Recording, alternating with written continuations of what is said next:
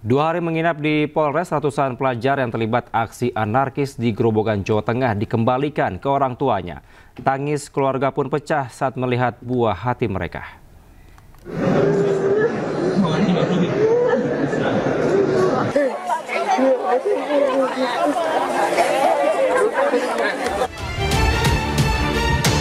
Tangis para orang tua pecah ketika melihat anak mereka dibebaskan setelah 2 hari mendekam di tahanan Mapolres Grobogan, Jawa Tengah.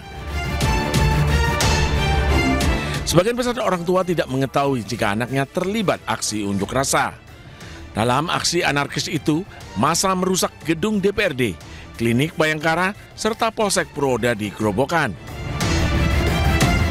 138 pelajar SMP dan SMA yang terlibat aksi ditangkap polisi. Selama menginap di Polres, para pelajar diberi pembinaan. Para orang tua berharap setelah kejadian ini, para pelajar bisa kapok dan sadar agar tidak mengulangi perbuatannya. Ya, alhamdulillah terbimbing bagus. Papanya juga, iya untuk pembelajaran. Papanya juga terima karena juga orang angkatan mau tahu struktur dinamisnya, mau tahu karena anak nakal perlu bimbingan binaan. Pak polisinya hebat.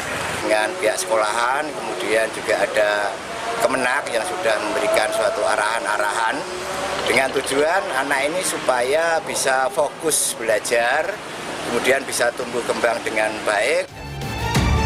Saat pemulangan, para pelajar diminta menandatangani surat perjanjian untuk tidak mengulanginya lagi. Sementara 3 remaja yang kedapatan membawa bom molotov masih ditahan di Mapolres Grobogan. Dari Grobogan, Jawa Tengah, Rustaman Nusantara, iNews melaporkan. Anda masih di iNews Siang, pemirsa. Situasi di kampus Universitas Islam Bandung dan Universitas Pasundan Jawa Barat berangsur kondusif dan aman pasca kericuhan yang terjadi pada Senin malam. Menurut Polda Jabar, kericuhan dipicu aksi provokasi sekelompok orang yang diduga anarko.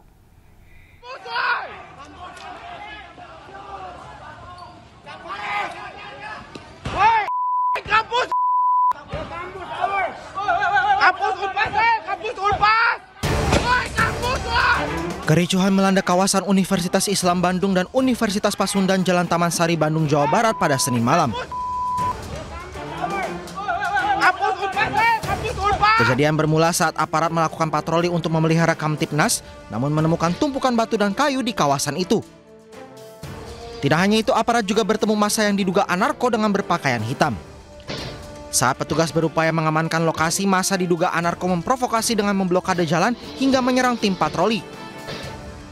Petugas kemudian menembakkan gas air mata di lokasi, namun menurut Polda Jawa Barat, gas air mata tertiup angin hingga memasuki area kampus. Anarko melakukan provokasi dari dalam kampus Unisba dengan melempar bom molotov ke tim patroli kendaraan roda 2 dan 4 mobil Rantis Brimob terlihat yang ada di video kami. Tim kemudian menembakkan gas air mata di jalan raya yang kemudian tertiup angin ke arah parkiran Unisba. Ini yang kemudian provokator dari anarko yang inginkan dan memang menunggu momen untuk membenturkan antara mahasiswa dan petugas. Kini situasi di Unisba dan Unpas Bandung telah kembali kondusif tanpa ada pengamanan khusus. Meski demikian, pihak keamanan kampus Unpas mengaku menemukan sekitar lebih dari 40 bekas selongsong gas air mata. Dari Bandung, Jawa Barat, Jupita Mailana, iNews melaporkan.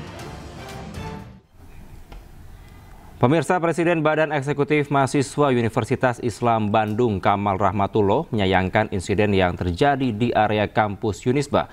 Menurutnya, kampus seharusnya menjadi wilayah steril dari aparat bersenjata. Ini terjadi bahkan hingga memasuki area kampus, sebuah wilayah yang secara hukum seharusnya steril dan dari intervensi aparat bersenjata. Sebelumnya, Wakil Rektor Universitas Pasundan Bandung, Jawa Barat menyatakan kondisi kampus Unpas kini kondusif dan aman pasca kericuhan yang terjadi pada Senin malam. Pihak kampus pun menyayangkan adanya pihak yang mengadu domba antara mahasiswa dan juga aparat. Juga ada peran-peran aktor lain di luar di luar aksi mahasiswa murni. Dan ini sangat disayangkan karena bentuk yang dilakukan itu dalam bentuk atau pola-pola anarkistis. Dan ini rekan-rekan media menjadi sangat mengetahui polanya menjadi diadu dombakannya antara mahasiswa dan aparat keamanan, lalu kemudian banyaknya banyaknya tempat-tempat publik ya, baik itu milik pemerintahan maupun milik swasta seperti kami yang kemudian menjadi korban. Polisi menangkap Direktur Eksekutif Lokataru Del Pedro Marhain dan aktivis Gejayan memanggil Syahdan Hussein. Mereka ditangkap lantaran diduga melakukan provokasi untuk melakukan tindakan anarkis saat unjuk rasa berlangsung.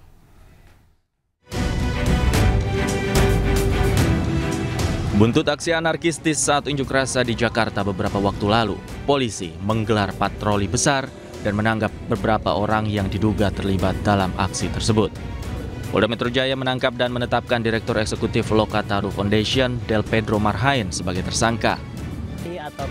Del Pedro Marhain diduga melakukan provokasi untuk melakukan tindakan anarkistis yang berdampak pada rusaknya sejumlah fasilitas umum saat aksi unjuk rasa yang digelar di Jakarta. Polisi mengklaim Del Pedro melakukan ajakan dan hasutan yang provokatif untuk melakukan aksi anarkis dengan melibatkan pelajar dan anak-anak. Polisi juga menyebut berdasarkan bukti yang ditemukan, Del Pedro melakukan provokasi sejak unjuk rasa yang digelar pada 25 Agustus 2025 yang lalu. Direktorat Reskrim Polda Metro Jaya telah melakukan penangkapan terhadap saudara DMR atas dugaan melakukan ajakan, hasutan yang provokatif untuk melakukan aksi anarkis dengan melibatkan pelajar termasuk anak. Presiden Prabowo Subianto menjenguk anggota Polri dan masyarakat sipil yang terluka akibat aksi unjuk rasa. Presiden meminta Kapolri untuk menaikkan pangkat anggota polisi yang terluka.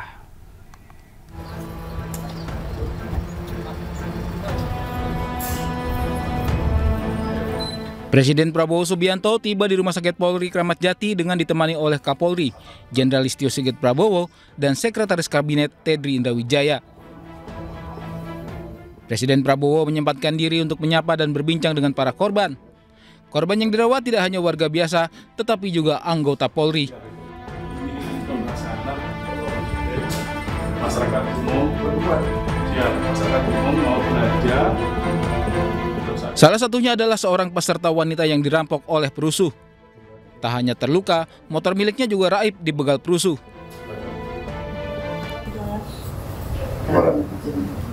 Terus peristiwanya bagaimana? Mau ke pasar Pak Presiden, terus ada bakar-bakar, terus dibegal, sepeda motornya diambil, patah dua. Sepeda motor dia diambil. Siap.